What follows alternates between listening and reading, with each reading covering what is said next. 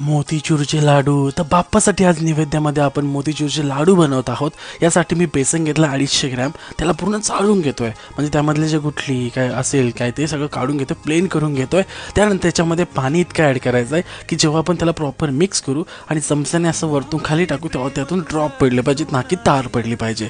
अशा प्रकारे एक मी पिशवी घेतली, कारण की माझ्याकडे पायपिंग बॅग नाही। त्याला एक साईडला मी रबर लावून घेतोय, म्हणजे ती पायपिंग बॅगचं काम करेल। आणि नंतर याच्यामध्ये ती आपण बेसनवाली फिलिंग ॲड करणार आहोत। आता बेसनामध्ये मी काहीच ॲड नाही केलं, मीठ वगैरे काही गरजच नाही आहे। अशा प्रकारे बेसन ॲड केल्यानंतर याच्या वरच्या भागात मी पूर्ण ॲड करून मी त्याला घाट मारून घेतोय आणि देन कैचीच्या साहाय्याने एकदम छोटा ड्रॉप करून घेतोय। लो मिडियम फ्लेमवरती तेल गरम करून घेतलं आहे आणि मग अशा प्रकारे प्रेस करून मी अशी तार सोडत आहे, जेणेकरून आपले मोतीचूरचे ते दाणे बाहेर येतील।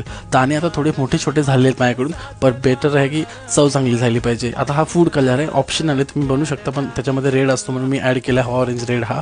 त्यानंतर पाणी ॲड करून त्याच्यामध्ये कलर ॲड करून देन त्याच्यामध्ये साखर ॲड करून त्याचा साखर पाक करून घेतला आहे आणि मग हा चुरा ॲड केला बेसनाचा, जो मोतीचूरचा आहे मेन, हे मिक्स करून घेतो आहे। लो मिडियम फ्लेमवरती याला पूर्ण मिक्स करत राहते जोपर्यंत तो पाक त्याच्यामध्ये एकनिष्ठ होत नाही। आणि अशा प्रकारे साईडला काढून घ्यायचा आहे, याला थंड होऊन द्यायचं आहे आणि थंड झाल्यानंतर याला वळायला घ्यायचं। तर वळायचं कसं लाडू तुम्हाला सांगितलेच मी। अशा प्रकारे त्याला प्रेस करून हे लाडू असे करायचे आणि मग सर्व करायचे, बाप्पाला नैवेद्य दाखवायचा आणि एन्जॉय करा हे मोतीचूरचे लाडू।